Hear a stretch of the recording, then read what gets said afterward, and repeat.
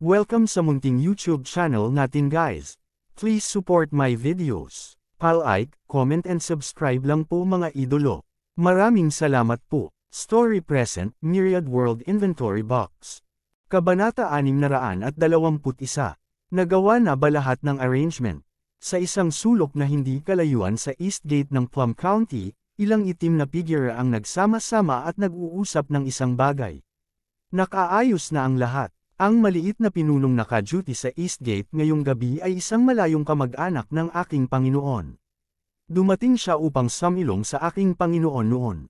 Maya-maya, sumama siya sa Revolutionary Army sa ilalim ng kaayusan ng aking Panginoon. Ipinaalam ko na siya ng maaga. Bubuksan niya ang gate sa oras ngayong gabi, mahinang sabi ng isang figure sa gilid. Mabuti naman, siguradong walang aksidente ngayong gabi. Kung hindi, malipol ang ating mga pamilya. Kapag nalaman tayo ng pinuno ng Revolutionary Army, tiyak na hindi niya pababayaan ang ating mga pamilya. Huwag kang mag-alala, tiyak na walang magiging problema. Sa oras na ito, sa labas ng lungsod, ang Western Army, na napakatahimik sa hapon, ay nagtipon ng maingat sa ilalim ng takip ng gabi. Dahan-dahan silang lumalapit sa East Gate. Wala namang mangyayaring aksidente diba? Sabi ng isang kapitan ng Western Army. Hindi naman siguro, kahit ma-accident, aatake tayo bukas. Hindi tayo mapipigilan ng mga rebeldeng iyon. Totoo yan, si Huang Feng at Su Pei ay hindi nagpahinga tulad ng ibang mga miyembro ng Revolutionary Army. Sa halip, tahimik silang naupo doon, na para bang may hinihintay na mangyari. Sa wakas, dumating ang hating gabi sa tamang oras.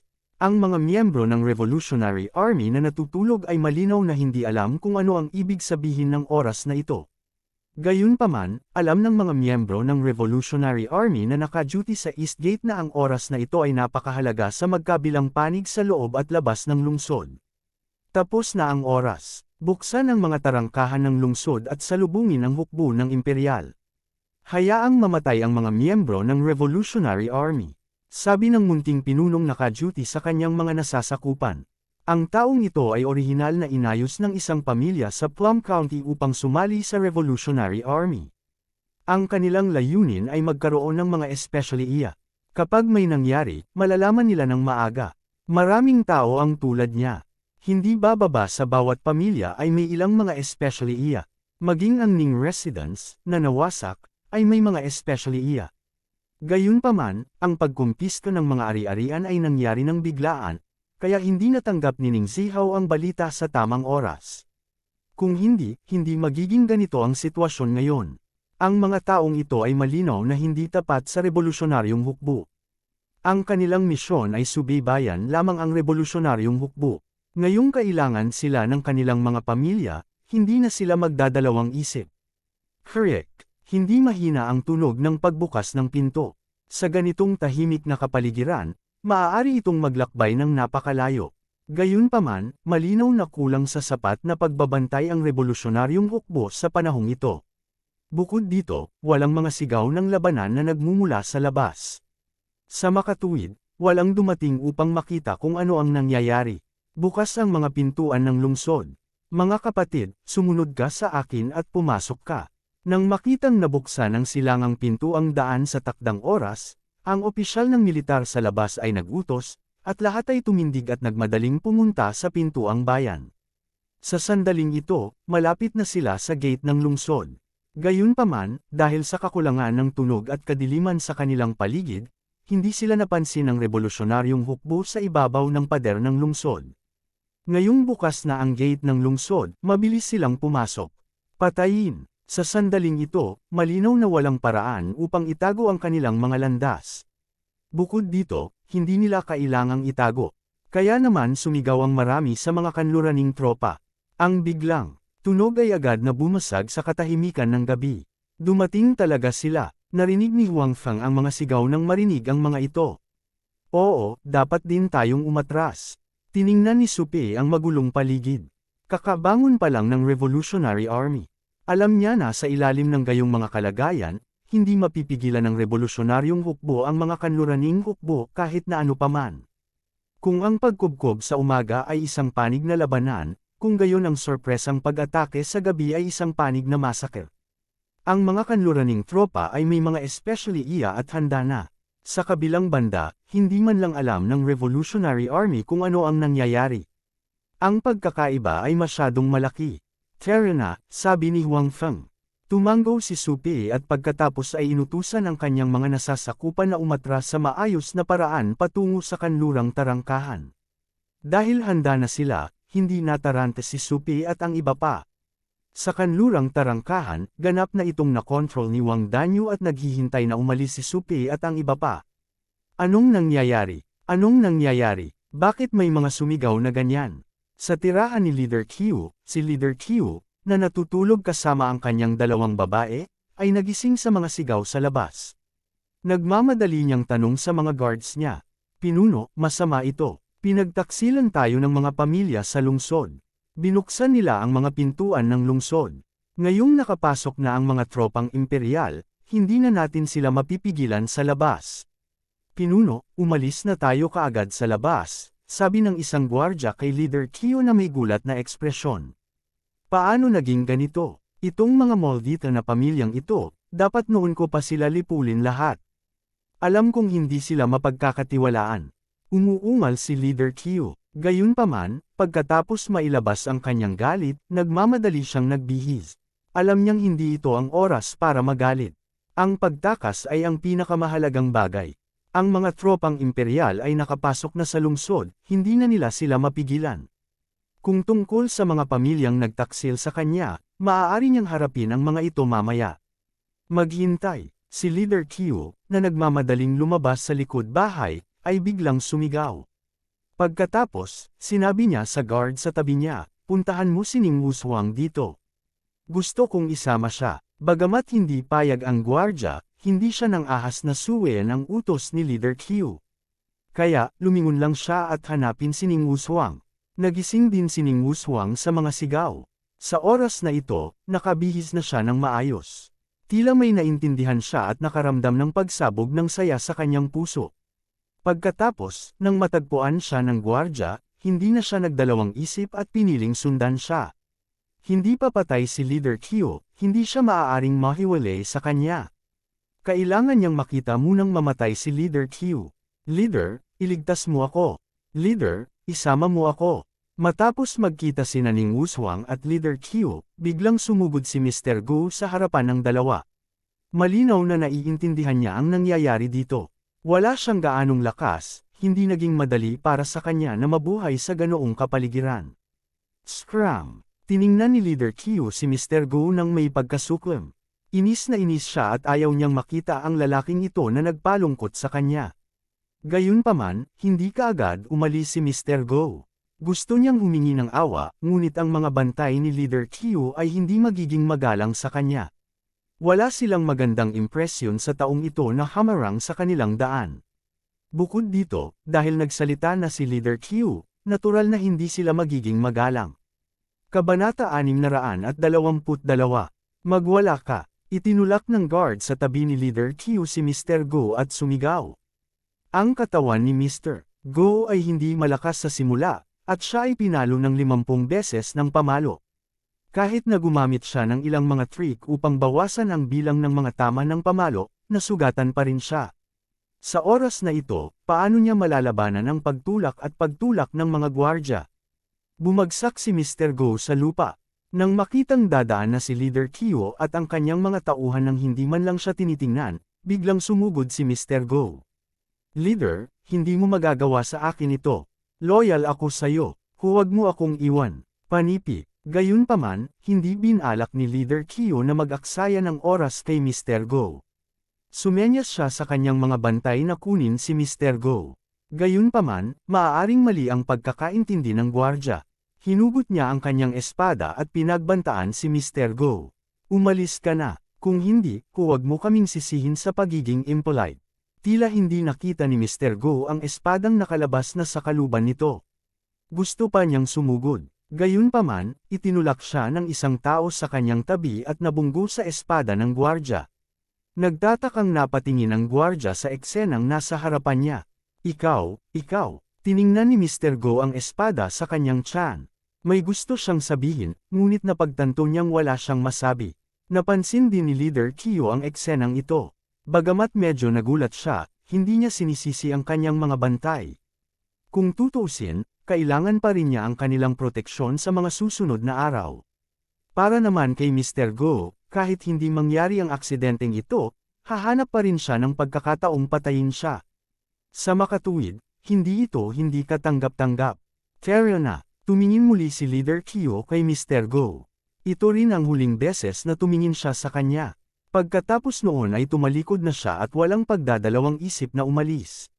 Samantalang ang gwardya, itinulak niya si Mr. Go na hindi na humihinga. Inalis niya ang kanyang espada at sinundan si Leader Kyo. Ilang beses pang sinulyapan ni Ning Wushuang si Mr. Go. Hindi niya inaasahan na mamamatay si Mr. Go nang ganoon lang sa kanyang paningin. Hindi na niya kailangang mag-isip ng mga paraan para harapin siya sa hinaharap, at magkakaroon siya ng kaunting kaaway. Gayunpaman, naunawaan ni Ning Wushuang na ang pinakamalaking kaaway ng kanyang pamilya ay itong Leader Kyo sa tabi niya. Siya ang may kasalanan. Sa makatuwid, hindi niya naipaghiganti ang pagkamatay ng kanyang ama. Gayunpaman, sa isang mas kaunting kaaway, mas nakaka-relax siya.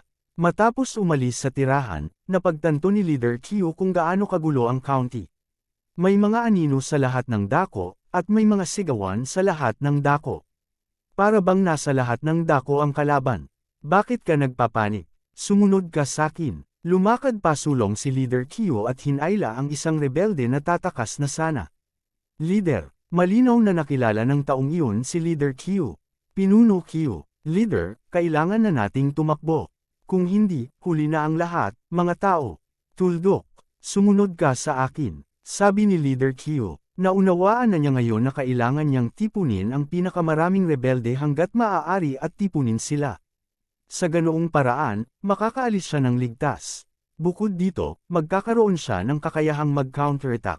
Saglit na nag-alinlangan ang taong iyon, ngunit nanatili pa rin at sumama sa grupo ni Leader Kyo. Nagpatuloy si Leader Kyo sa pangunguna sa grupo pasulong. Sa kanyang paglalakad, sinubukan niyang tipunin ang pinakamaraming natitirang sundalo hanggat maaari. Gayunpaman, ang epekto ay hindi masyadong maganda. Dahil madilim ang langit at nagpanik na ang lahat, hindi siya makaipon ng maraming tao. Tumigil ka, huwag kang tatakbo, sumunod ka sa amin. Sa oras na ito, sinigawan ng isa sa mga bantay ni Leader Kyo ang isang itim na figure na papalapit sa kanila. Sa oras na ito, si Huang Feng ay labis na nanlumo dahil siya ay nahiwalay kay Supei at sa iba pa. Bagamat magkasama silang naglalakad, marami silang nakasalubong na nakakalat na mga rebeldeng sundalo sa daan, gayon din ang mga sundalong hukbong kanluranin na sumalakay. Ang labanang ito ay hindi maiiwasan, kaya sila ay nagkahiwalay sa panahon ng prosesong ito. Si Huang Feng ay nag-iisa na ngayon, nagmamadaling pumunta sa kanlurang tarangkahan. Sa kabutihang palad, alam ni Huang Feng kung saan makikipagkita kay Supei, kaya hindi masyadong masama ang mga pangyayari. Para sa kaligtasan ni Supei, hindi nag-alala si Huang Feng. Sa oras na ito, marami siyang bantay sa tabi niya. Hindi magiging problema ang pagtiyak na nakarating siya ng ligtas sa West Gate. Habang nasa daan, nawalan na ng bilang si Huang Feng sa bilang ng mga taong hamarang sa kanya. Ang mga taong ito ay mula sa Revolutionary Army at Western Army. Pagkatapos ng lahat, sa isang sitwasyon kung saan ang liwanag ay hindi masyadong maganda, ito ay normal na hindi matukoy ang pagkakakilanlan ng taong hamarang sa kanyang daan. At sa pagkakataong ito, muling napatigil si Huang Feng. Tumangala siya at nakitang mas maraming tao sa pagkakataong ito. Mayroong 40 hanggang 50 tao sa grupong ito. Gayunpaman, si Huang Feng ay hindi masyadong natatakot, at wala siyang anumang intensyon na sundan ang kabilang partido. Sa ngayon, gusto lang niyang pumunta agad sa Westgate at umalis sa bayang ito ng county. Nang makita ng gwardya ni Leader Kyo na tila hindi siya narinig ng itim na figure pagkatapos marinig ang kanyang mga salita at gustong lampasan ang mga ito, sumimangot siya. Pagkatapos, napagtanto niya na ang taong ito ay tila hindi mula sa hukbong rebelde. Sa ganitong magulong sitwasyon, hindi siya nagkaroon ng oras para mag-isip ng husto. Tumigil ka na, bawal ka nang lumayo pa. Sinigawan ng taong iyon ang itim na figure na si Huang Feng. Natatakot siya na sasalakayin ni Huang Feng ang kanyang pinuno kapag nilapitan niya sila. Bukod dito, kung hindi sila susundin ni Huang Feng, malamang na siya ay mula sa Western Army. Hindi siya pinansin ni Huang Feng at nagpatuloy sa paglalakad. Lalo pang naghinala ang taong iyon. Binunot niya ang mahabang kutsilyo sa kanyang kamay at pinigilan si Huang Feng, sinabing, hiniling kong huminto ka, narinig mo ba ako? Kumunot ang noo ni Huang Feng at tumingin sa taong nasa harapan niya, sinabing, umalis ka sa harapan ko. Sa daan, marami na siyang nakilalang ganito. Sa pagkakataong ito, mas marami ang tao. Siya ay mula sa Imperial Court. Sigaw ng guard na hamarang sa daan. Pagkatapos, nilaslas niya si Huang Feng gamit ang kutsilyo sa kanyang kamay. Hindi masisisi ang gwardya sa ginawa nitong paghatol. Dahil si Leader Qiu ay nasa paligid, basta't sila ay mga sundalo mula sa rebeldeng hukbo, pipiliin nilang sundin si Leader Qiu, hindi alintana kung payag sila o hindi. Kung tutuusin, sa ganitong kapaligiran, mas ligtas na magkaroon ng mas maraming tao. Si Leader Qiu ay may ilang reputasyon, kaya sinundan nila siya. Gayunpaman, tiyak na tumanggi si Huang Feng. Hindi man lang siya nito sinagot. Kung titignan ang pagmamadali niyang hitsura, napakahinala nito. Sa oras na ito, maaari nilang patayin ang maling tao, ngunit hindi nila ito maaaring pakawalan. Sa makatuwid, inatake niya si Huang Feng. Gayunpaman, halatang maling tao ang pinili niya. Si Huang Feng ay hindi isa sa rebelding hukbo o kanlurang hukbo na madaling mabuli. Isa siyang second-rate top master. Ang pagharap sa isang ordinaryong tao na tulad niya, kahit na marami pang tao, si Huang Feng ay hindi matatakot, hindi pa banggitin na siya ay isang tao lamang. Inilipat ni Huang Feng ang kanyang katawan at iniwasan ang pag-atake. Pagkatapos, hinampas niya ang kanyang kanang palad at tinamaan ang likod ng lalaki. Agad na sumuray-suray, ang lalaki at natamba. Kabanata 623. Hindi nilayo ni Huang Feng na patayin sila sa pagkakataong ito. Tutal, maraming tao dito. Bagamat hindi siya natatakot sa mga ito, ayaw niyang mag-aksaya ng oras sa mga taong ito. Dapat itong malaman na ang lungsod ay napakagulo ngayon. May mga tao sa lahat ng dako. Hindi niya alam kung saan palihim na may aatake sa kanya. Sa makatuwid, kahit na mayroon siyang second-rate na mga kasanayan, hindi niya magagarantiya na magiging ligtas siya sa magulong kapaligirang ito. Sa makatuwid, ang gusto ngayon ni Huang Feng ay umalis sa lugar na ito sa lalong madaling panahon. Pagkatapos makipagkita kay Su Kei, gagawa siya ng plano. Gayunpaman, nais ni Huang Feng na hayaang mabuhay ang kabilang partido at huwag magdulot ng gulo.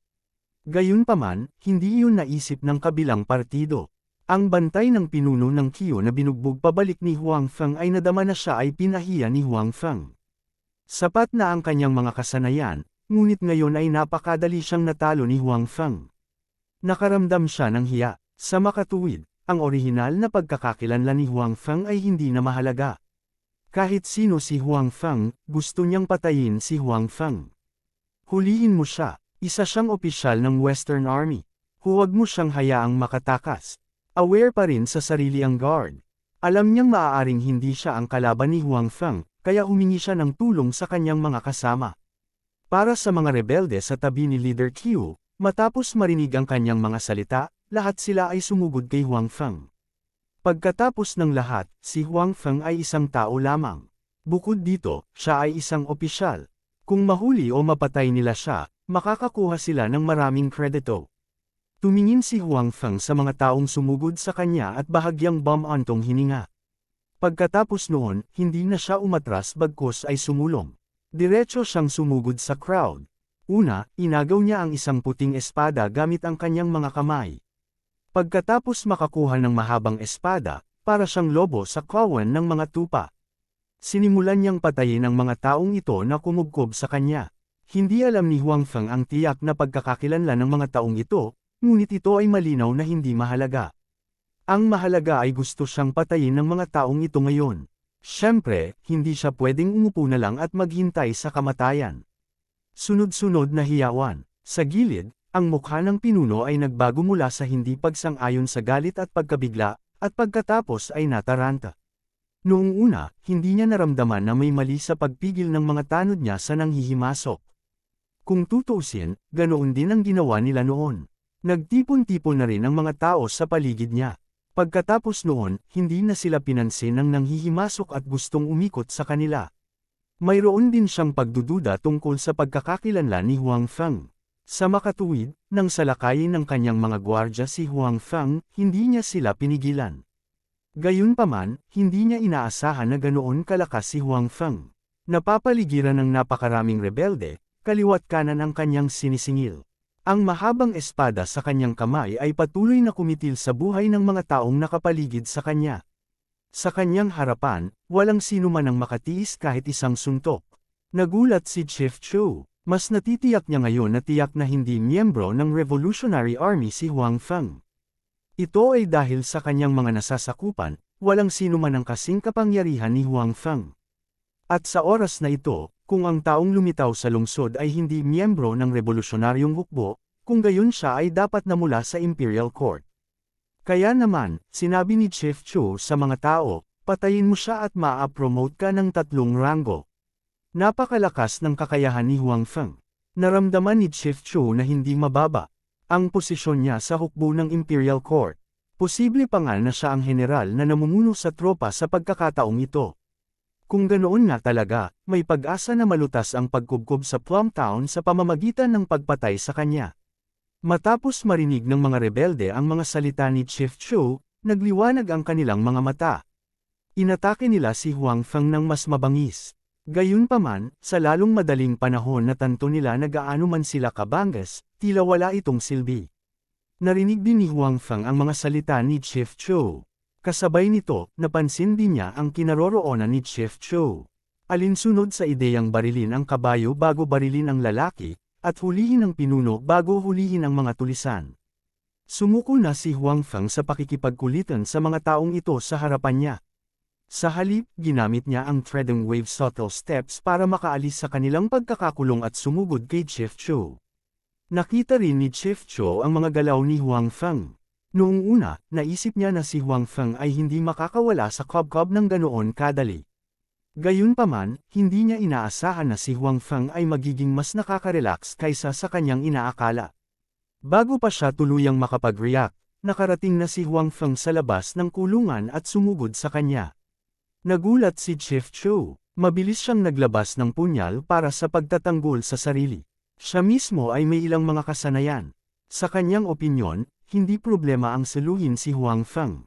Hanggat nakasabit niya si Huang Feng, maaaring patayin ng kanyang mga tauhan si Huang Feng. Gayunpaman, ang ideya ay mabuti, ngunit ito ay hindi napakadali upang aktwal na ipatupad ito. Malinaw na ayaw ni Huang Feng na masangkot sa kanya. Kaya naman nang saksakin niya ito ay hindi na siya nagpigil. Saglit, naramdaman na lang ni Chief Chu na napapalibutan siya ng libu-libong espada. Kahit saan siya umiwas o hamarang, hindi niya maiwasan ang pag-atake ni Huang Feng. Tapos na. Ang ganoong pag-iisip ay pumasok sa isip ni Chief Chu. Pagkatapos, nakaramdam siya ng lamig sa kanyang leeg na parang may tumusok dito. Sa oras na ito, ang punyal sa kanyang kamay ay hindi pa nakataas para lumaban. Sa wakas ay alam na ni Chief Chu ang pagkakaiba ng lakas sa pagitan niya at ni Huang Feng, ngunit halatang huli na ang lahat. Ang kanyang lalamunan ay ganap na tinusok ni Huang Feng. Ang paghinga ay isa ng luho. Parang biglang tumahimik ang paligid. Tila hindi tinanggap ng mga rebelde at mga bantay ni Chief Chu ang biglaang pagbabagong ito. Si Huang Feng ay nasa kanilang paligid pa rin ngayon. Bagamat tila hindi nila siya kayang patayin ng ilang sandali, naniniwala sila na sa ilang sandali, si Huang Feng ay magpapakita ng isang kapintasan. Sa oras na iyon, oras na para patayin nila si Huang Feng. Gayunpaman, hindi na sila makapaghintay hanggang noon. Si Huang Feng ay talagang humiwalay sa kanilang pagkubkob at madaling napatay ang kanilang pinuno. Walang inaasahan na dito talaga mamamatay ang pinuno nila, sa kamay ng hindi kilalang tao. Sa isip nila, mamamatay man ang kanilang pinuno, ito ay nasa battlefield o sa execution ground pagkatapos mab-aigo sa isang misyon. Gayunpaman, ang lahat ng ito ay nagbigay ng oras sa mga tao upang tanggapin. Masyadong mabilis ang lahat ng nasa harap nila, napakabilis na lumampas sa inaasahan nila. Nagulat din si Ning Wushuang.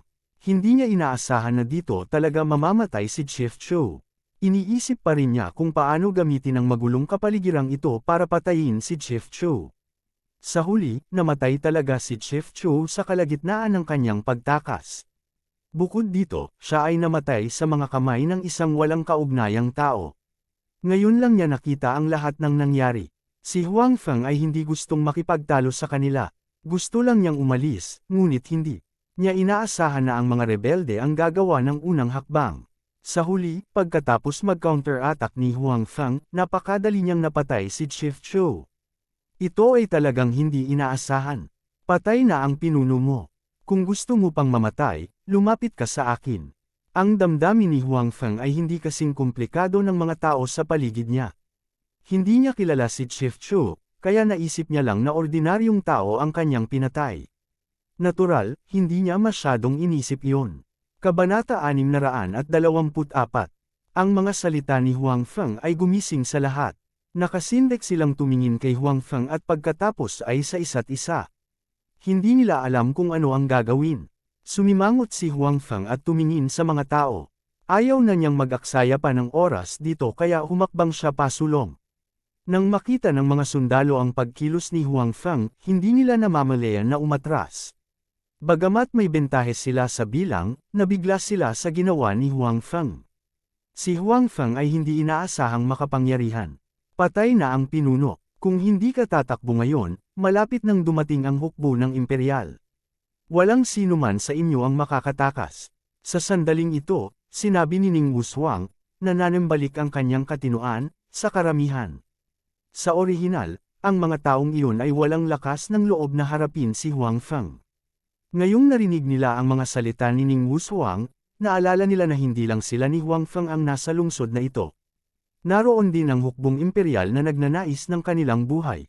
Tumakbo, may sumigaw, tapos may tumalikod at tumakbo. Tapos ganun din ang ginawa ng mga katabi niya. Tumakbo sila ng napakabilis na para bang gusto nilang bigyan pa sila ng mga magulang ng mga paa. Gusto nilang makalayo sa Huang Feng at sa mapanganib na lugar na ito sa lalong madaling panahon. Hindi nagtagal, walang laman ang paligid ni na Huang Feng at Ning Wushuang maliban sa kanilang dalawa. Medyo natigilan si Huang Feng nang makita niya ang sitwasyong ito.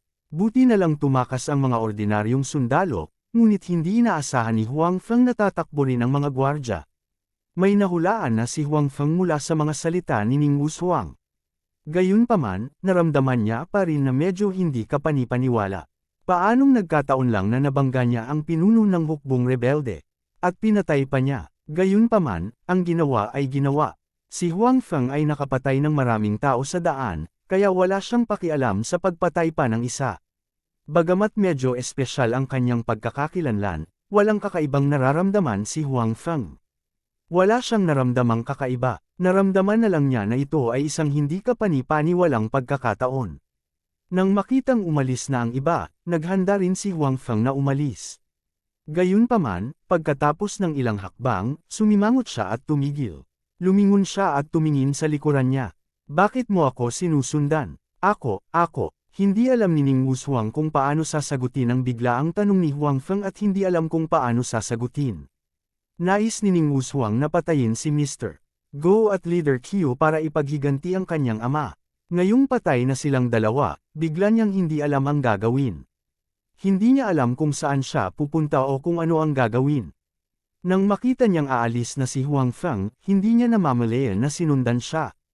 Huwag mo akong sundan, Huang Feng said. Because he saw Ning Wushuang standing together with Leader Qiu, he thought that Ning Wushuang should be with Leader Qiu. Although he wouldn't kill a weak and harmless woman, Huang Feng didn't want her to keep following him. Hey, wait, Ning Wushuang called out when she saw that Huang Feng was about to leave. Seeing that Huang Feng was looking at her in confusion, Ning Wushuang's face was a little shy and awkward. Although Ning Wushuang had thought of sleeping with Leader Chu and plotting to sow discord between him and Mr. Go, that was because she wanted to avenge her father. She was forced into a corner and did that. In essence, Ning Wushuang was still a lady from a respectable family. She would feel shy when she looked into the eyes of a stranger. In fact, before the incident in her family, Ning Wushuang didn't have many chances to go out. However, there was one time when she coincidentally bumped into the leader of her enemies, which led to the incident that followed.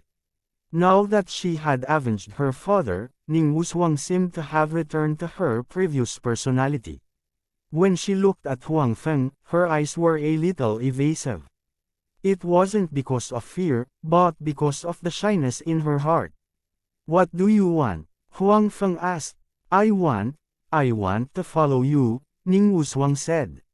Seeing Huang Feng's shocked expression, she quickly said, I don't know where to go. My family was destroyed by Leader Qiu. I have no home to return to now. Thinking about the tragic fate of her family, Ning Wushuang's face once again showed a heartbroken expression. She was originally very beautiful, and with this expression, even a tough guy's heart would soften. Although Huang Feng wasn't someone who wouldn't live without a woman, after all, he was usually surrounded by many beautiful women. However, now that he saw the other party in such a state, he couldn't bear to abandon her just like that. Although he still had some doubts in his heart, since she had a grudge with the Revolutionary Army, why would she be with them just now? Moreover, it seemed like she was willing to do so. However, this wasn't the place to ask in detail. It was so chaotic here. If she was left here alone, the chances of her surviving would be very small. Come with me, Huang Feng said faintly. He didn't want to get to the bottom of it. For someone who wasn't related to him, Huang Feng didn't want to ask too much. It was enough to just bring her out of the city. Hearing Huang Feng's words, Ning Wushuang was delighted and quickly followed. She had seen Huang Feng's skills with her own eyes. He was definitely very powerful. If she followed him, she would definitely be able to walk out safely. Bukod dito, naalala ni Ning Wushuang ang sumpa na ginawa niya sa kanyang puso. Kung may makakatulong sa kanya sa paghihiganti, gagawin niya ang lahat para gantihan ang taong iyon. Ngayong pinatay ni Huang Feng si Leader Qiu, siya ang kanyang benefactor. Kailangan niyang gantihan siya. Hindi masyadong nag-isip si Huang Feng. Para sa kanya, hindi masyadong pabigat ang pagdadala ng isa pang tao. Gayunpaman, pinatunayan ng katotohanan na ang lugar na ito ay talagang mapanganib. Dinala ni Huang Feng si Ning Wushuang sa isang maikling distansya at nakatagpo na sila ng ilang alon ng pag-atake. Sumunod ka sa akin. Inilagay ni Huang Feng ang kanyang kaliwang kamay sa balikat ng isa at sinabi. Hindi niya ito ginawa para samantalahin siya. Bagamat talagang napakaganda ni Ning Wushuang, talagang ginawa niya ito para protektahan siya. Pagkatapos ng lahat, ang mga pag-atake ay karaniwang nagmumula sa lahat ng direksyon.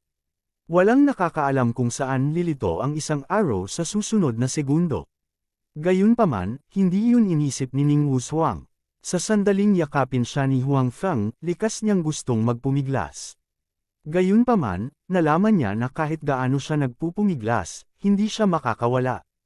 Ang kanyang lakas ay halatang hindi maihahambing kay Huang Feng. Pagkatapos noon, sumuko si Ning Wushuang sa walang kwentang pagsisikap na ito. Sa pag-aakalang tinulungan siya nitong maghiganti, hindi niya kayang hayaan itong samantalahin siya. Nauna niyang sinabi na gagawin niya ang lahat para sa kanya. Si Huang Feng ay natural na hindi alam na ang kanyang mga aksyon ay magiging sanhi ng pagiging komplikado ng mga pag-iisip ni Ning Wushuang. Kabanata 625. Kuya Huang, anong ginagawa mo? Ang kanlurang gate ng Plum County ay binabantayan din ng husto sa oras na ito. Gayunpaman, walang gulat tulad ng ibang mga lugar. Ang lugar na ito ay ganap na kontrolado ng mga tao ni Su Pei. Siya ay orihinal na may higit sa 1,000 tao. Bagamat may ilang nasawi sa nakaraang pagkubkob, ang bilang ay hindi marami. Bilang karagdagan sa mga miyembro ng pamilya na lihim na sumuporta sa kanya sa Plum County, pati na rin sa ilan sa mga tao ni Wang Danyo, mayroon na siyang halos 5,000 tao sa ilalim ng kanyang pamumuno.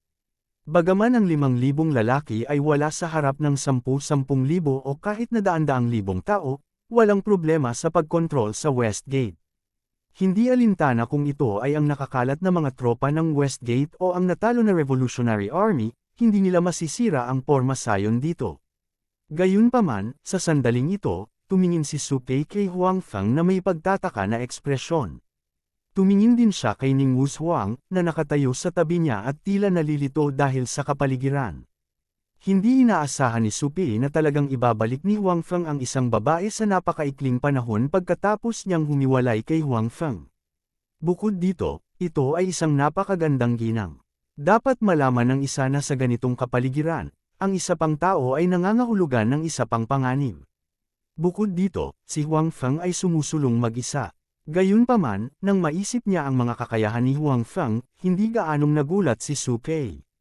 Pagkatapos ng lahat, nakita niya ang kakayahan ni Huang Feng gamit ang sarili niyang mga mata. Walang problema sa isa pang tao. Kaya naman, mabilis na pinalaki ni Supei sina Huang Feng at Ning Wushuang na may kahinahinalang ekspresyon. Ang mga salitang, bayani at kagandahan, ay lumitaw sa kanyang isip. We'll talk about this later. Umalis muna tayo sa lugar na ito. Natural na nakita ni Huang Feng ang kahinahinalang ekspresyon ni Supei. Gayunpaman, hindi ito ang oras para ipaliwanag ang bagay na ito. Pagkatapos ng lahat, hindi ito ligtas dito. Okay, tumango si Supei. Pagkatapos nito, umalis ang grupo sa West Gate. Ang ilan sa revolusyonaryong hukbo sa likod ay tila napansin ang medyo malaking grupong ito at piniling sumunod sa likuran. Sa ganitong paraan, patuloy na lumago ang grupo ni Supei. Napansin din nina Supei at Huang Feng ang sitwasyong ito. Gayunpaman, hindi pinili ng dalawa na itaboy ang mga taong ito. Pagkatapos ng lahat, sila ay independyente mula sa Revolutionary Army at pamilyar sa iba pang mga sundalo. Sa oras na ito, tiyak na tutulong sila kung kaya nila. Bukod dito, kailangan din nilang sumali ang mga taong ito upang palakasin ang kanilang sariling lakas. Si Ning Wushuang, na sumusunod kay Huang Feng, ay walang sinabi. Gayunpaman, maingat niyang pinagmamasdan ang paligid. Sa sandaling ito, nalaman niya na si Huang Feng ay talagang miyembro ng Revolutionary Army. Akala niya ay mula sa Imperial Court. However, this made Ning Wushuang even more puzzled. Since Huang Feng was a member of the Revolutionary Army, how could he not know Leader Qiu? Moreover, he even had a conflict with the Revolutionary Army and even killed Leader Qiu. However, Huang Feng was now wholeheartedly on the road. No matter how curious Ning Wushuang was, she could only suppress her curiosity. Where are we going? Huang Feng asked Supei along the way. We're going to Li County. That's also a place occupied by the Revolutionary Army. The guard there is called Sun Liang. He has a good relationship with me and has already agreed to join me. Supei didn't hide anything from Huang Feng. Huang Feng didn't expect Supei to be so well prepared. He actually managed to convince such a person. In fact, Supei's reputation in the Revolutionary Army was quite good. His ability was admired by most people. Even those who were jealous of him didn't doubt his ability. This Sun Liang was similar to Wang Danyo. He also admired Supei. When he first heard that Supei's power was reduced, he even thought of coming to Mei County to plead with Leader Qiu. After Supei decided to become independent, he sent someone to contact Sun Liang.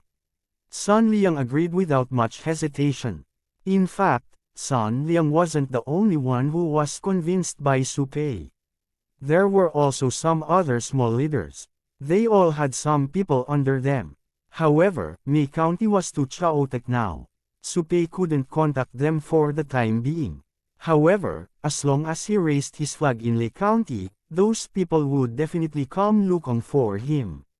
When Huang Feng and Supei left Mei County, the chaos in Mei County didn't calm down. It even showed signs of worsening. Many soldiers from the Western Army took advantage of this opportunity to rape and pillage. They even kidnapped many people. This caused many people in Mei County to suffer huge losses. These people included ordinary farmers and those from big families. At this time, the Western Army didn't care about your identity. As long as they took a fancy to you, they would kidnap you. Therefore, this also caused many people in Mei County to not welcome the arrival of the Western Army. Those who had already made connections with Supei hoped that Supei would come back soon. Because they lacked horses, everyone could only rely on their legs to travel. Fortunately, the people Supei brought were all elites who could fight. They were young and strong, so it wasn't a problem for them to travel. However, the only woman in the team, Ning Wushuang, was a little miserable. Fortunately, Huang Feng supported her halfway, so she persevered. Otherwise, she would have fallen behind long ago. This made Ning Wushuang even more grateful to Huang Feng. Sa tanghali kinabukasan, nang dumating sina Huang Feng at Su Pei sa Li County, hindi lamang ang bilang ng mga tao sa kanilang koponan ay hindi bumaba, ngunit ito ay tumaas ng malaki. Mayroon ng mahigit 10,000 tao. Sa oras na ito, ang pinuno ng mga gwardya sa Li County ay malinaw na nakatanggap ng balita. Nang dumating si Huang Feng at ang iba pa, nagdala na siya ng mga tao para salubungin sila sa gate ng lungsod. General Su, nahirapan ka. Si Sun Liang ay isang binata na hindi gaanong mas matanda kay Huang Feng. Ayon sa pagpapakilala ni Su Pei at Huang Feng, ang pamilya ni Sun Liang ay naging mga mangangaso sa loob ng maraming henerasyon. Si Sun Liang mismo ay napakahusay din sa archery at isang bihirang makajos na mamamana. Salamat sa problema mo. Hinawakan ni Su Pei ang kanyang mga kamay at sinabi. Bagamat puno ng pagod ang mukha ni Su Pei pagkatapos ng mahabang paglalakbay, hindi nawala ang kanyang kilos. Ang kilos na ito ay hindi maaaring magkaroon ng isang ordinaryong boluntaryo. Pagkatapos nito, pinangunahan ni Sun Liang ang daan at ang grupo ay pumasok sa Li County. Ang Li County ay isa ring lugar na kontrolado ng boluntaryong hukbo. Gayunpaman, hindi ito May County, na kanilang punong tanggapan. Sa makatuwid, walang gaanong boluntaryong gwardya ng hukbo dito. Mayroon lamang 10,000 sa kanila, na natural na hindi maihahambing sa May County. Gayunpaman, ang mga pasilidad ng pagtatanggol ng lungsod dito ay mas kumpleto kaysa sa May County. Gayunpaman, seryosong kulang pa rin ito sa malayo. Ang pagsasabi na ito ay kumpleto ay isang kamag-anak na termino lamang. Sa oras na ito, alam na ng boluntaryong hukbong. Nagbabantay dito na ang boluntaryong hukbo sa May County ay dumanas ng matinding pagkatalo. Sa makatuwid, tiyak na sasalakayin sila ng hukbo ng Korte ng Imperial pagkatapos ng maikling panahon ng paggaling sa May County. Pagkatapos ng lahat, ang Korte ng Imperial ay hindi papayag na ang kanilang lungsod ay sakupin ng boluntaryong hukbo. Kabanata 626. Napakaraming boluntaryong sundalo ang May District, ngunit lahat sila ay natalo ng Western Army. Maliwanag, walang optimistic tungkol sa Li District, na may mas maliit na bilang ng mga gwardya. Kaya, ang buong county ay napuno ng tense at mahigpit na kapaligiran. Bagamat matagal na silang nasa daan, hindi sila nagpapahinga. Sa halip, dumiretso sila sa pangunahing bulwagan ng opisina ng county upang pag-usapan ang mga bagay. Bagamat hindi sila sinundan ni Ning Wushuang, hindi niya piniling umalis. Sa halip, mag-isa siyang nakaupo sa hagdan sa labas. Ang kanyang ekspresyon ay patuloy na nagbabago, at walang nakakaalam kung ano ang kanyang iniisip. Kung hindi ako mali, ang distrito ng May ay nasakop na ng hukbo ng Korte ng Imperial. Nagtataka ako kung kumusta na ang pinuno ngayon, sabi ni Su Pei. Sa sandaling ito, natural na umupo si Su Pei sa yulunan ng mesa. Nasa ibaba niya sina Huang Feng, Wang Danyu, at Sun Liang. Yung iba naman, halatang wala silang karapatan dito. Ubo.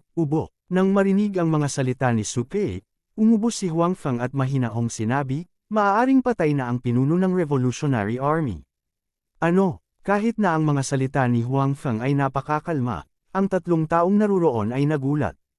Pagkatapos ng lahat, ang kabiguan ng Plum County ay nasa loob ng kanilang mga inaasahan. Gayunpaman, hindi nila naisip na si Leader Chiu ay mamamatay ng ganoon kadali. Pagkatapos ng lahat, mayroon pa ring isang bilang ng mga boluntaryo sa Plum County. Bukod dito, napakahusay din ni Leader Chiu at maraming bantay sa paligid niya. Bagamat magiging mahirap na mabawi ang Plum County gamit ang mga puwersang ito, magiging napakadali para sa kanya na protektahan ang kanyang buhay. Gayunpaman, hindi nila inaasahan na sasabihin ni Huang Feng na patay na ang kalaban. Paanong hindi sila magugulat? Tumingin si Sun Liang kay Huang Feng na may kainahinala at sinabing, paano mo nalaman? Hindi kilala ni Sun Liang si Huang Feng. Inisip niya noong una na si Huang Feng ay isang ordinaryong miyembro ng Revolutionary Army. Gayunpaman, nang pumunta sila rito upang pag-usapan ang mga bagay, Pinayagan ni Su Pei si Huang Feng na sundan sila. Maliwanag, ang pagkakakilanlan ni Huang Feng ay hindi karaniwan. Hindi bababa sa tiyak na hindi siya isang ordinaryong miyembro ng Revolutionary Army. Si Su Pei at Wang Danyo ay tumingin kay Huang Feng na may pagkalito. Hindi nila naiintindihan kung paano niya nalaman ang tungkol dito. Dahil ako ang pumatay sa kanya, sabi ni Huang Feng. Kasabay nito ay pinagmamasdan din niya ang ekspresyon ng tatlong tao sa paligid niya. Nag-iingat siya sa biglaang pag-atake sa kanya ng mga ito para ipaghiganti ang kanilang pinuno. Kung tutuusin, silang tatlo ay pawang bahagi ng Revolutionary Army. Kahit na sila ay independyente ngayon, ang kanilang orihinal na pagkakakilanlan ay hindi magbabago. Gayunpaman, hindi nangyari ang inaalala ni Huang Feng. Hindi naman siya inatake ng tatlo. Sa katunayan, ang mga alalahanin ni Huang Feng ay hindi kailangan.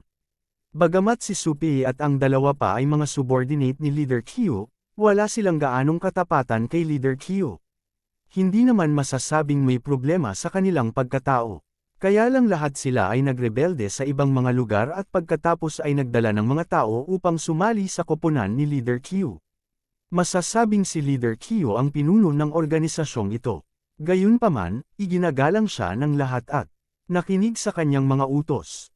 Iyon ay upang mas mahusay na labanan ang Imperial Court. Hindi ibig sabihin na sila ay tapat na mga subordinate ni Leader Qiu. Pinatay mo siya, hindi mo ba ako kasama sa lahat ng oras na ito? Anong nangyari? Tanong ni Su Pei. Ito na kaya ang panahon na nahiwalay ka sa amin? Panipi. Malinaw na na-curious si Su Pei kung paano nakilala ni Huang Feng si Leader Qiu at pinatay pa siya. Tama na, sabi ni Huang Feng. Actually, I am not very sure if that person is the rebel leader. Mas alam siguro ng babaeng sumunod sa akin. Yung babae, tanong ni Su Pei. Noong una ay inakala niya na si Ning Wushuang ay babae ni Huang Feng sa lungsod. Hindi niya inaasahan na hindi ganoon kasimple ang magandang babaeng ito.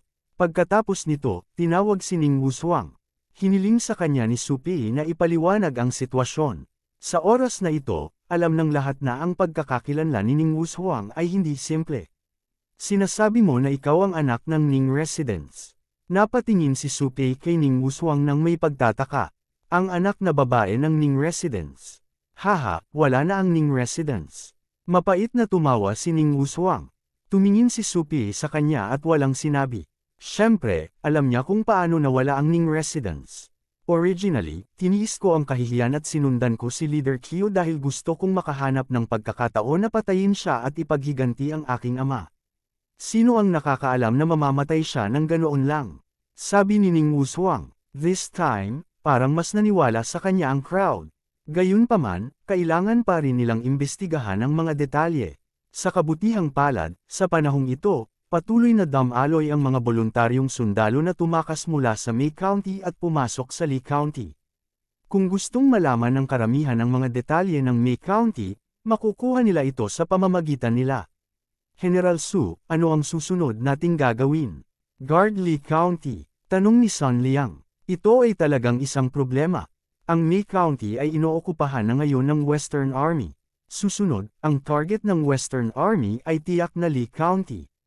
Pagkatapos, kailangan nilang pumili kung muling mag-oorganisa sa Lee County at maghintay sa pagdating ng Western Army o magkusa na salakayin ang May County. Nag-alinlangan din si Su Pei. Ang kanyang orihinal na plano ay gamitin ang mga lokal na pamilya sa May County bilang mga especially iya at pagkatapos ay makipagtulungan sa kanila upang salakayin ang May County, pilayin ang Western Army, at itaboy sila. Gayunpaman, ang nakaraang labanan ay medyo nag-alinlangan sa kanya. Ang lakas ng pakikipaglaban ng Western Army ay malinaw na mas mataas kaysa sa huling pagkakataon.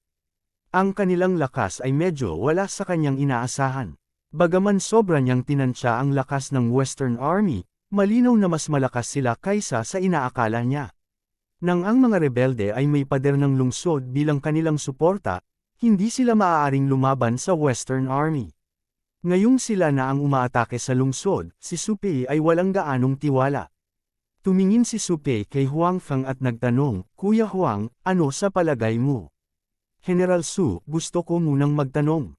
Kung aatake tayo sa lungsod, matutulungan ka ba ng mga pamilyang iyon sa Plum County? Tanong ni Huang Feng. Oo, sabi ni Supei. Kung tutuusin, sila ay mga lokal na pamilya.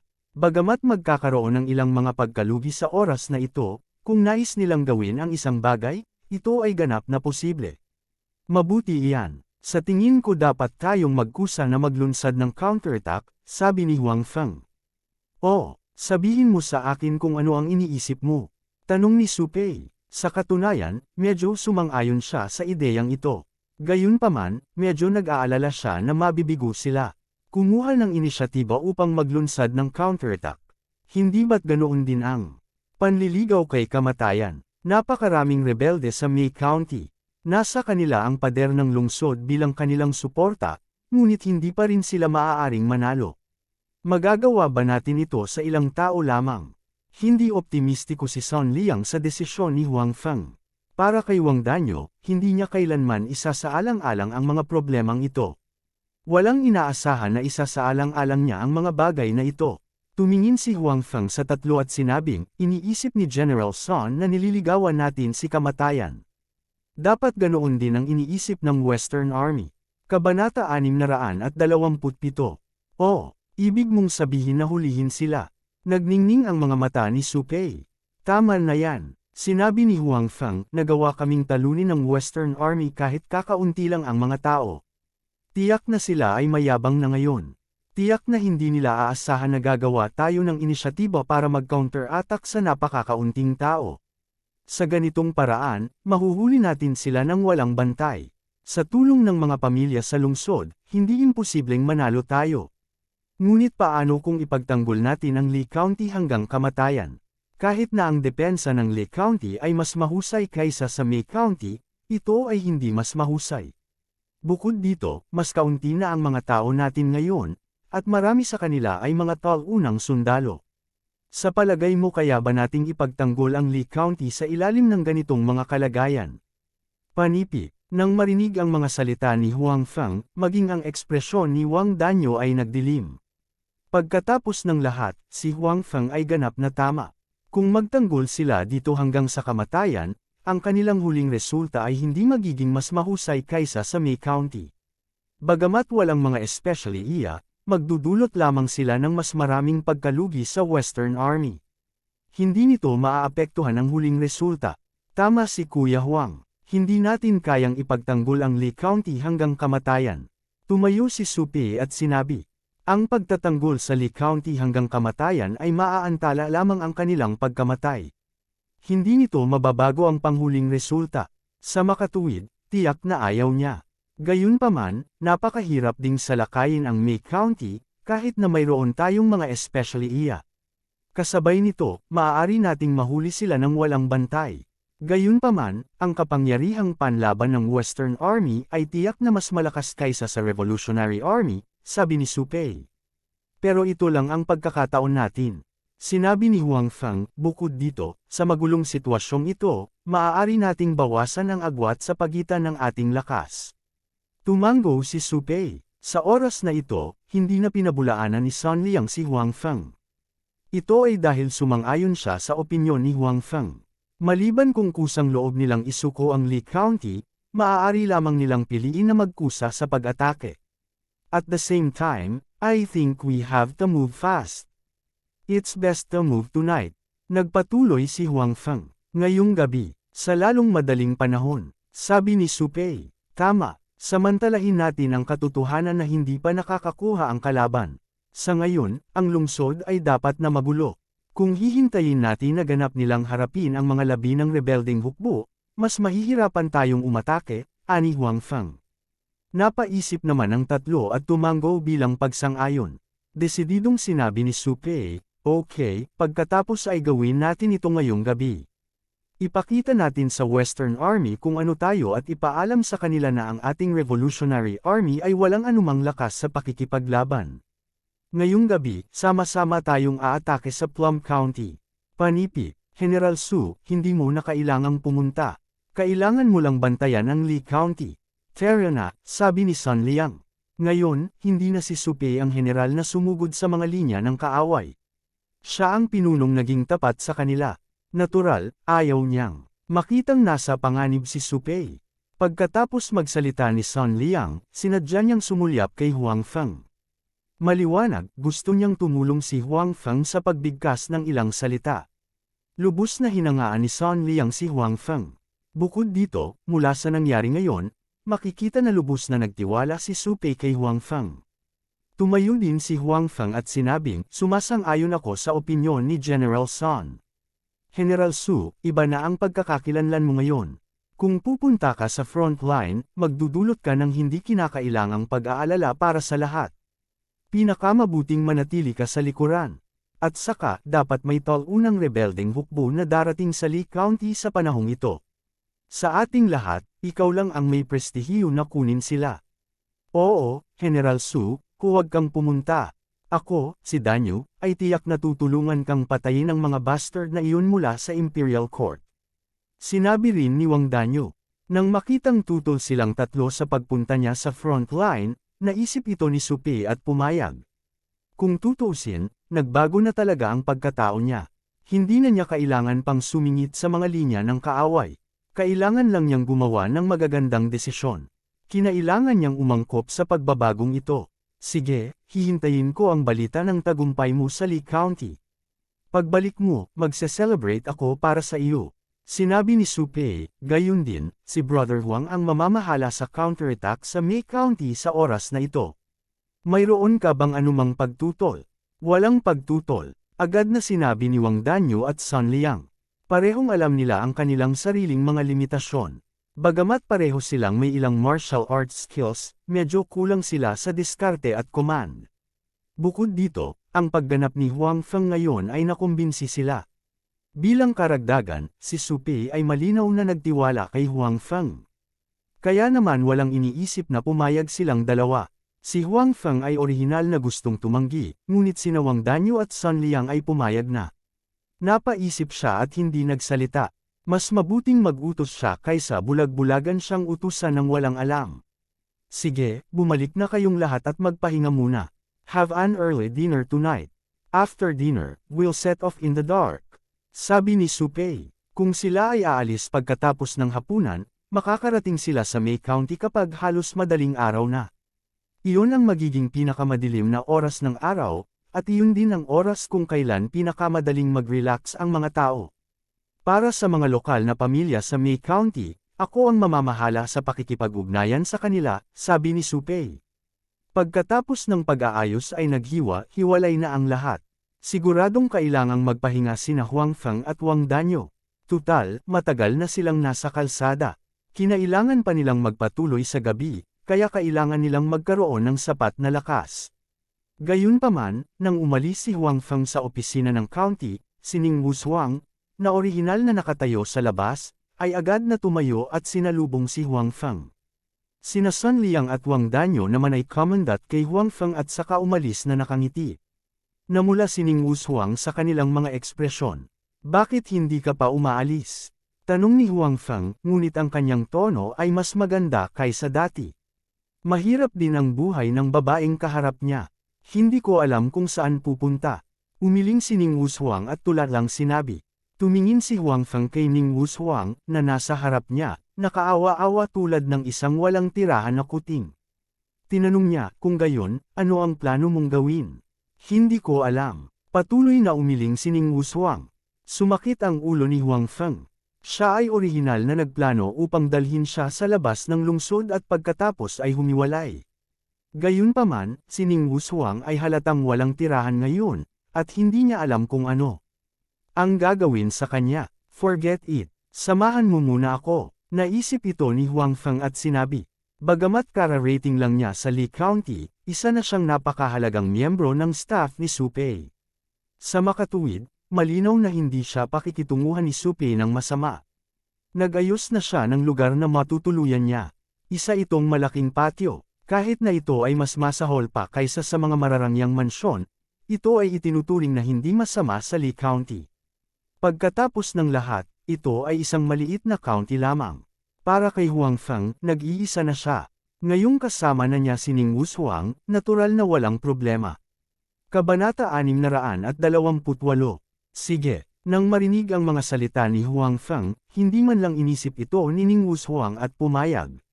Sa lugar na ito, higit siyang nagtiwala kay Huang Feng. Ngayong handang tanggapin siya ni Huang Feng, natural na siyang masaya. Dinala ni Huang Feng si Ning Wushuang sa kanyang patio.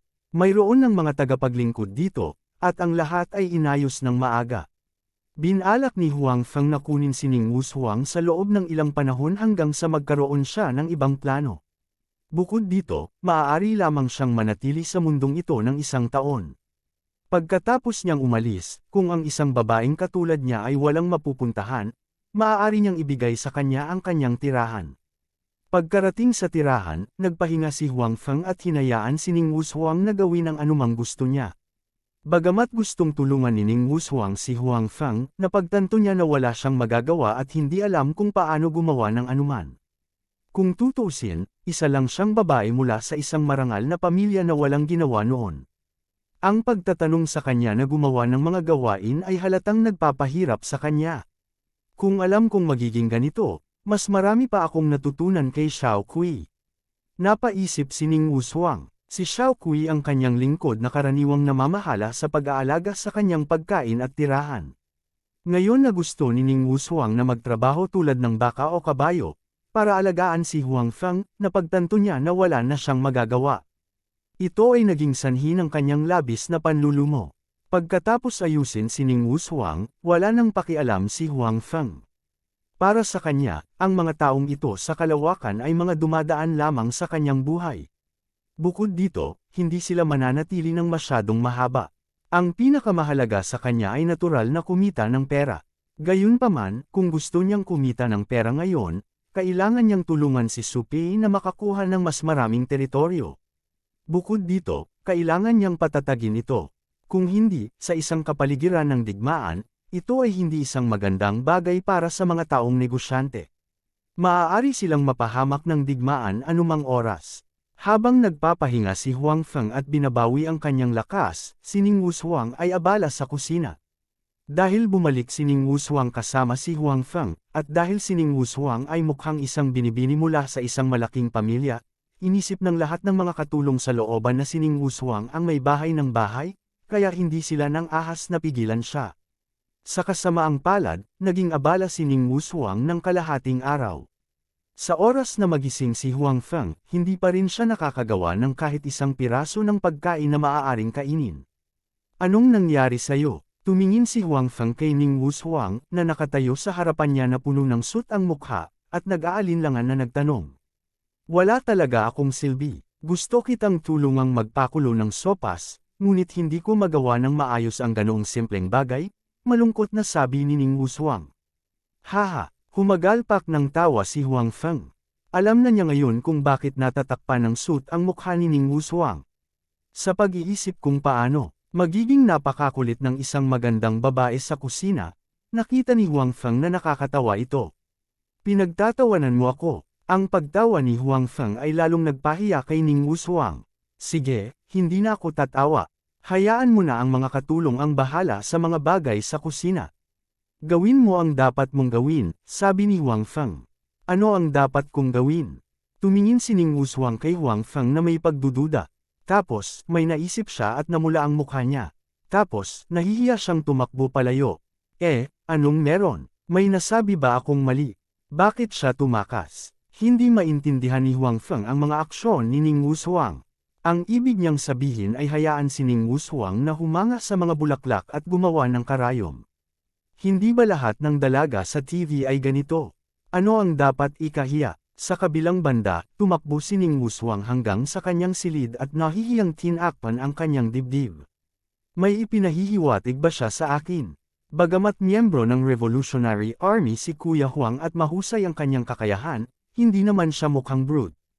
Mas maganda ang ugali niya kaysa sa mga iskolar na iyon. Isa pa, tinulungan niya akong maghayganti. Nagpapasalamat lang ako sa kanya. Panipi, ang isip ni Ning Wushuang ay nasa gulo. Pagkatapos, hindi siya lumabas para makipagkita kay Huang Feng. Nang lumabas siya ng isang desisyon, nalaman niyang umalis na si Huang Feng. Kung saan siya nagpunta, hindi niya alam. Hindi na masyadong inisip ito ni Ning Wushuang at kumain. Pagkatapos, naghanda siyang maligo ng mabuti at hintayin si Huang Feng sa kanyang silid. Kung bakit siya pumunta sa kwarto ni Huang Feng, ito ay dahil nakapagdesisyon na siya. Sa kabilang banda, halatang hindi alam ni Huang Feng ang plano ni Ning Wushuang. Nakipagkita siya kina Wang Danyu at Son Liang sa plaza. Dumating din si Su Pei. Bagamat hindi siya sumama sa kanya, kailangan pa rin niyang paalisin siya. Sa pagkakataong ito, si Huang Feng at ang iba pa ay pumunta sa Plum County kasama ang 30,000 Revolutionary Army. Sa mga taong ito, ang ilan ay dinala ni Su Pei, ang ilan ay ang orihinal na garrison dito, at ang ilan ay ang Revolutionary Army na tumakas mula sa Plum County. Bagamat mas kaunti ang kanilang mga tao kaysa sa Western Army sa Plum County at ang kanilang kapangyarihan sa pakikipaglaban ay mas mahina, sa napakaraming tao, lahat ay nakadama ng higit na kumpiyansa. Ang misyon na ito ay nakasalalay sa iyo. Tinapik ni Su Pei ang balikat ni Huang Feng at sinabi, gagawin ko ang lahat para mabawi ang Plum County. Sabi ni Huang Feng, hindi siya nang ahas na igarantiya na magtatagumpay siya. Ito ay isang digmaan, at ito ay nakasalalay sa mga sundalo sa magkabilang panig. Hindi ito nakadepende sa katapangan ng isang tao. Sa makatuwid, gaano man siya kalakas, hindi siya nang ahas na gumawa ng anumang mga garantiya. Dapat mag-ingat ka rin. Natural na alam ni Su Pei ang kahirapan ng bagay na ito, kaya hindi siya nagbigay ng anumang utos kay Huang Feng. Sa katunayan, mas inaalala niya ang personal na kaligtasan ni Huang Feng. Sa kanyang opinyon, ang personal na kaligtasan ni Huang Feng ay mas mahalaga. Kahit na hindi nila mabawi ang Plum County sa pagkakataong ito, hanggat ayos lang si Huang Feng, maaari nilang talikuran ang Li County. Sa tulong ni Huang Feng, Son Liang, at ng iba pa, naniwala siya na talagang makakabalik siya. Mag-iingat ako, sabi ni Huang Feng. Hindi pa siya nagsisimulang kumita ng pera. Obviously, ayaw niyang mamatay ngayon. Hindi ganoon kadali ang mag-teleport. Kailangan niyang samantalahin ang bawat pagkakataon. Pagkatapos noon, pumunta si Su Pei para hikayatin sina Son Liang at Wang Danyu. Hinikayat din niya ang revolusyonaryong hukbo na malapit nang umalis. Alam na ng mga revolusyonaryong hukbong ito ang kanilang destinasyon. Sa totoo lang, marami pa rin sa kanila ang takot na takot. Pagkatapos ng lahat, sila ay natalo lamang ng Western Army. Ito ay maliwanag na sila ay medyo natakot na bumalik at labanan muli ang Western Army. Gayunpaman, sinuri na ito ni Su Pei kasama nila. Kung hindi sila nagkusa na umatake sa pagkakataong ito, kamatayan lamang ang naghihintay sa kanila. Kahit hindi sila mamatay, aapihin sila ng Imperial Court. Ito lang ang pagkakataon nila. Ang mga ordinaryong sundalong ito ng Western Army ay humanga kay Su Pei at naniwala sa kanyang mga salita. Bukod dito, ang mga taong ito ay mga direktang subordinate ni Su Pei.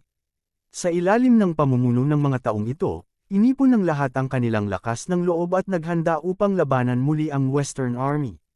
Kabanata 629.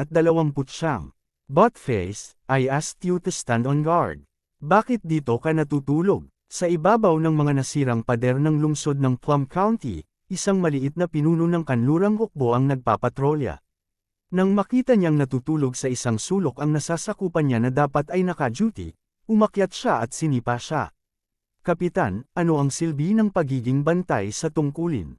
Nag-aalala ka ba na ang revolusyonaryong hukbo, na natakot sa atin, ay babalik?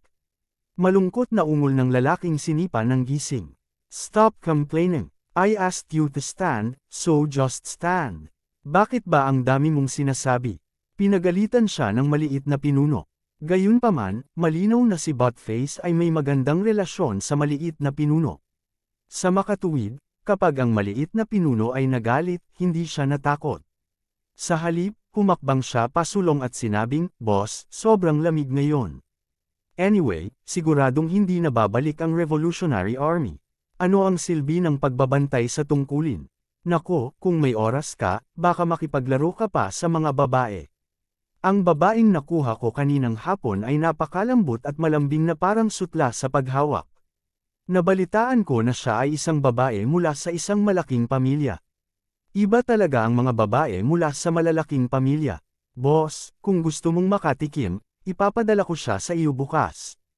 Panipi, babae lang ang iniisip mo buong araw. Mamamatay ka sa tiyan ng babae maya-maya. Then I'm also willing to do that. Ano na naman ang sinasabi niyan? Ay, oo, I'll be a romantic ghost if I die under a peony. Mas mabuting mamatay sa tiyan ng babae kesa sa battlefield ng babae, di ba? Walang pakialam na sabi ni Botface. Walang kwentang bagay. Sige, huwag kang tamad. Aalis na ako. Tumalikod ang maliit na pinuno at umalis. Gayunpaman, nang malapit na siyang mawala, bigla niyang sinabi, papuntahin mo siya rito ng maaga bukas. Okay, sagot ni Botface. Tapos natulog ulit sa sulok. Sa buong araw, sobrang saya ng mga bastos na ito. Nagnakawan sila kung saan-saan at nang aagaw ng mga babae. Nang malaman ito ni Zukai, hindi niya sila pinigilan. Sa halip, pinahintulutan pa niya ang mga ito. Pagkatapos ng lahat, hindi ninakawan ng mga sundalong ito ang kanyang pera. Bukod dito, magagamit niya ang pamamaraang ito para makuha ang puso ng mga tao at gawing mas tapat sa kanya ang mga sundalong ito. Para naman sa mga ninakawan at dumating para magreklamo, isisi na lang niya sa Revolutionary Army. Masasabi niyang ang mga tulisan na iyon ay ang Revolutionary Army at walang kinalaman sa kanyang Western Army. Bagaman maaaring hindi siya paniwalaan ng mga tao sa lungsod, hindi niya iyon gawain. At tiyak na dahil sa mga aksyon ng Western Army na ang buong Plum County ay nagkagulo. Halos lahat ng pamilya ay ninakawan, at ilang tao na lumaban ay pinatay pa. Ang buong county ay nasa isang estado ng kalungkutan, at ang mga tao ng county ay napupuot sa Western Army ng higit pa kaysa sa Revolutionary Army. Ngayon, ang Western Army ay talagang pagod. Hindi sila pagod dahil sa digmaan. Kung tutuusin, noong nilabag ang lungsod, nagkalat ang revolusyonaryong hukbo ng walang anumang organisasyon. Hindi sila nagdulot ng maraming problema para sa Western Army. Ang Western Army ay pagod dahil sila ay nagnanakaw at nakikisaya sa mga babae. Natural, hindi makasabay ang kanilang pisikal na lakas. Sabi kasi ng mga nakatataas, kung sino man ang nagnakaw sa mga babae ay iingatan sila. Ang pera ay gagamitin sa pagbabayad ng mga sundalo. Sa makatuwid, ang mga sundalo ng Western Army ay nakipaglaban ng buong lakas. Napakagabi na, maging ang mga nakabantay o ang mga nanatili sa lungsod, lahat sila ay pagod at gustong matulog. Bukod dito, ang mga ordinaryong sundalo man o ang mga commander, lahat sila ay naniniwala na ang Revolutionary Army ay tiyak na hindi maglalakas loob na sumuko. Kung sila ay may lakas ng loob, hindi sila magiging walang pagtatanggol kapag ang lungsod ay nasira. Bukod dito, mayroon silang pader ng lungsod na maaasahan, ngunit ito ay walang silbi. Ngayon pinili nilang salakayin ang lungsod. Ano ang biro, maliban kung ang pinuno ng Revolutionary Army ay napisil sa pinto? Sa makatuwid, walang sino man ang sineseryoso ang tungkuling ito. Maging ang munting pinuno noon ay hindi inakala na babalik ang revolusyonaryong hukbo kahit na pinagsabihan niya ang kanyang mga nasasakupan. Kaya naman, hindi niya talaga sineseryoso ang bagay na ito. Sa oras na ito, halos walang tao sa May County. Noong una, walang gaanong tao ang naka-duty, at ngayong magliliwanag na ang langit, mas nakaka-relax sila. Isa-isa silang nakahanap ng matutuluyan, naghihintay sa pagdating ng kanilang mga kasama at magpalit ng shift. Pagkatapos nito, maaari silang bumalik sa pagtulog, o upang magnakaw ng ilang mga bagay. Paano na? Natuklasan na ba tayo? Nasa Westgate pa iyon. Sa oras na ito, ang ilang mga figure ay huddled magkasama, whispering isang bagay. Habang nagsasalita sila, napatingin din sila sa Westgate. May ilang malabong figure na natutulog sa sulok ng dingding. Hindi, ang mga sundalo ng Western Army ay tulog na lahat. Sabi ng isa pang tao, may balita ba sa labas? Hindi pa, pero malapit na ang oras. Nag-aalalang sabi ng unang tao, I guess the news can't get in. Hindi ko alam kung dumating na sila. I don't think they will come. Pinalayas lang sila kagabi. How can the Revolutionary Army have the guts to come back so soon? Hindi sinasang-ayunan ng isa sa kanila. Tama, fake ba ang balitang natanggap ng pamilya mo? May pagdududang sabi ng isa pang katabi niya. Ewan ko dyan. Isa lang akong utusan. Paano ko malalaman ang napakaraming bagay? Gayunpaman, hiniling sa akin ng hepe na buksan ang gate ng lungsod sa napagkasunduang oras at tulungan ang Revolutionary Army na makapasok sa lungsod. Sabi ng taong iyon, I also received the same news. What should we do? Medyo balisa ang grupo. Kung dapat buksan o hindi ang mga pintuan ng lungsod ay talagang isang problema. Kung ang revolusyonaryong hukbo ay hindi dumating sa oras pagkatapos buksan ng mga tarangkahan, naalarma sana nila ang kalaban. Hindi lamang sila, na may pananagutan sa pagbubukas ng mga tarangkahan, ay papatayin sa lugar, ngunit magiging napakahirap din para sa kanila na makipagtulungan sa kaaway mula sa loob. Hanggat ang mga tao sa korte ng imperial ay hindi tanga, tiyak na mag-iingat sila. Gayunpaman, kung hindi nila binuksan ang tarangkahan at ang revolusyonaryong hukbo ay nasa labas na ng lungsod, mawawalan sila ng pagkakataong maghimagsik laban sa korte ng imperial. Kapag ang Western Army ay talagang nakakuha ng isang foothold sa Plum County, magiging mas mahirap para sa Revolutionary Army na pumasok muli. Damn it, forget it. Kapag dumating ang napagkasunduang oras, bubuksan natin ang gate ng lungsod. Naniniwala ako na ayaw mawala ng Revolutionary Army ang Plum County. Hindi sila mangangahas na paglaruan ng ating mga pamilya, sabi ng isa sa mga katulong. Sige, sabay tayo mamaya. Nag-echo naman ang iba. Kung tutuusin, ang bagay na ito ay inayos ng kanilang hepe. Kahit na may mali sa huli, hindi sila masisisi.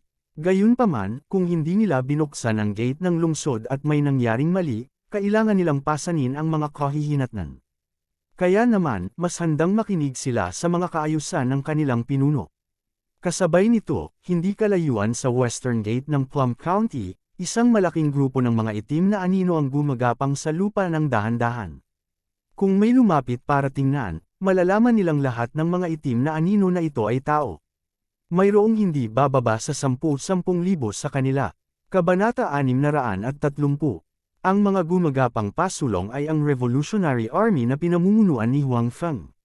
Bago sila makalapit sa pader ng lungsod, napahiga sila sa lupa sa ilalim ng utos ni Huang Feng. Pagkatapos noon, dahan-dahan silang gumapang pasulong. Ang aksyon na ito ay natural na hiniling ni Huang Feng. Walang ganitong kamalayan ng Revolutionary Army na ito. Ginawa ito ni Huang Feng upang mabawasan ang panganib na matuklasan sila. Bagamat naisip niya na ang Western Army sa lungsod ay maaaring maging pabaya sa oras na ito, at tiyak na magkakaroon ng mga butas sa pagpapatrolya at pagbabantay. Gayunpaman, nadama pa rin ni Huang Feng na mas mabuting mag-ingat. Sa ganitong paraan, bagaman medyo nakakapagod, ligtas nilang marating ang paanan ng pader ng lungsod. Hanggang sa oras na ito, tahimik ang pader ng lungsod. Obviously, hindi pa sila nadidiscover. Pagkatapos ng lahat, walang mga searchlight sa panahong ito. Ngayon ang pinakamadilim na oras ng araw. Si Huang Feng at ang iba ay sapat na maingat. Naturally, hindi sila madaling matuklasan. Sa simula, naramdaman ng Revolutionary Army na ang kahilingan ni Huang Feng ay medyo hindi maipaliwanag. Gayunpaman, malinaw na naunawaan ng mga may kaalaman ang mga benepisyo ng paggawa nito. Pagkatapos noon, hindi na sila tumutol. Kung tutuusin, walang handang mamatay kung hindi kailangan. Bagamat ang kahilingan ni Huang Feng ay magpapapagod sa kanila, maaari nitong iligtas ang kanilang buhay hanggang sa pinakamalaki. Natural, hindi sila magrereklamo. General Huang, malapit na ang oras. Bakit walang gumagalaw sa gate ng lungsod? Sa damuhan sa labas ng lungsod, si Sun Liang, na nakahandusay sa lupa, ay nagtanong kay Huang Feng sa tabi niya sa mahinang boses. Nakatitig pa rin ang dalawang mata niya sa tarangkahan ng lungsod, umaasang makikitang bukas ang gate ng lungsod sa susunod na segundo. Sa Revolutionary Army, tila nakaugalian na ang pagtawag sa iba ng general. Bagamat kara-rating lang ni Huang Feng, binigyan din siya ng titulong general, dahil siya ang namumuno sa hukbo sa pagkakataong ito. Noong una, medyo nailang si Huang Feng nang marinig niya ito, ngunit kalaunan, nasanay na rin siya. Hindi ko alam. Casual na sinabi ni Huang Feng, gayunpaman, anuman ang mangyari, dahil narito na tayo, hindi alintana kung bubuksan man ang gate ng lungsod o hindi, kailangan nating labanan ang labanang ito. Kung hindi, kapag nakakuha sila ng posisyon, mas mababa ang pagkakataon natin. Bagamat kausap ni Huang Feng si Sun Liang, ang kanyang dalawang mata ay nakatingin sa sitwasyon sa pader ng lungsod. Higit na mas maganda ang kanyang paningin kaysa sa mga nakapaligid na rebelde, kaya kahit napakadilim ng paligid, kitang-kita niya ang sitwasyon sa pader ng lungsod. Gayunpaman, nakahinga siya ng maluwag sa nakita niya. Ito rin ang dahilan kung bakit siya nagpasya na salakayin ang lungsod kahit na hindi binuksan ang mga pintuan ng lungsod. Sa sandaling ito, kakaunti lamang ang mga tao na nakatayo sa ibabaw ng mga pader ng lungsod. Bukod dito, ang mga taong ito ay nakatulog pa rin at hindi tumitingin sa sitwasyon sa labas ng lungsod. Para bang hindi nakatutok ang kanlurang hukbo sa lungsod sa ganting atake ng rebelding hukbo. Ang kanilang kasalukuyang estado ay mas maluwag kaysa sa rebelding hukbo kagabi. Sa katunayan, mauunawaan din ni Huang Feng ang sitwasyong ito. Katulad ng dati niyang pagsusuri, hindi naisip ngayon ng Western Army na gagawa ng inisyatiba ang rebelding hukbo na pumunta dito para mamatay. Kaya naman, normal lang sa kanila ang pagiging tamad. Bagamat hindi sila nagpahuli sa anumang mga sandata sa pagkubkob, maraming bahagi ng pader ng lungsod ng Plumtown ang nasira na. Bagamat medyo mahirap pumasok, hindi ito imposible. Correct. Habang tinitingnan ni Huang Feng ang sitwasyon sa paligid niya at nag-iisip kung paano makakalusot kung susugurin niya ang pader ng lungsod, biglang may malakas na tunog ng pagbukas ng pinto. Nagliwanag ang mga mata ni Huang Feng, Sun Liang, at ng iba pa habang nakatingin sila sa kanlurang gate. Sure enough, nakita nilang dahan-daang bumukas ang gate doon.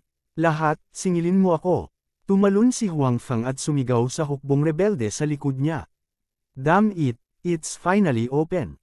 Ang mga kapatid natin sa hukbong rebelde, oras na para maghiganti.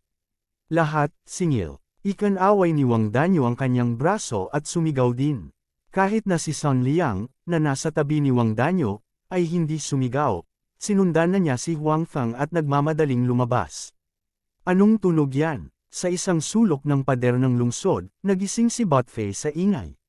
Naupo siya ng hindi malay, ngunit hindi siya ganap na gising. Tila hinahanap niya ang pinanggalingan ng tunog. Anong klaseng tunog ang meron? Botface, you must be F** at sting dreaming. Tumalikod ang katabi niya, bumulong ng ilang salita, at natulog ulit. Naisip din ni Botface na mali ang narinig niya. Hihiga na sana siya at ipagpatuloy ang pagtulog. Gayunpaman, sa pagkakahiga niya, sunod-sunod na yabag ang kanyang narinig. Naku, may tao sa gate ng lungsod. Agad na tumayo si Botface, kinuha ang kanyang malaking kutsilyo, at tumakbo patungo sa gate ng lungsod. Ang tanga, syempre may tao sa gate ng lungsod. Don't tell me walang nagbabantay sa gate. Hindi bumangon ang katabi ni Botface at nagpatuloy sa pagtulog. Maya-maya pa ay may tunog na ng hilik.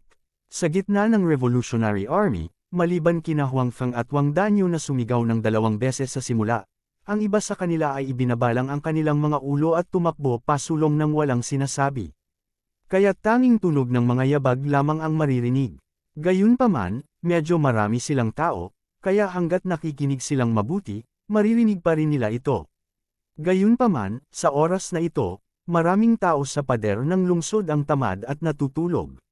Hindi gaanong nagising ang mga tao tulad ni Botface. Bagamat batid ng iilang taong ito na may nangyari, hindi nila matiyak na ito ay ang revolusyonaryong hukbo.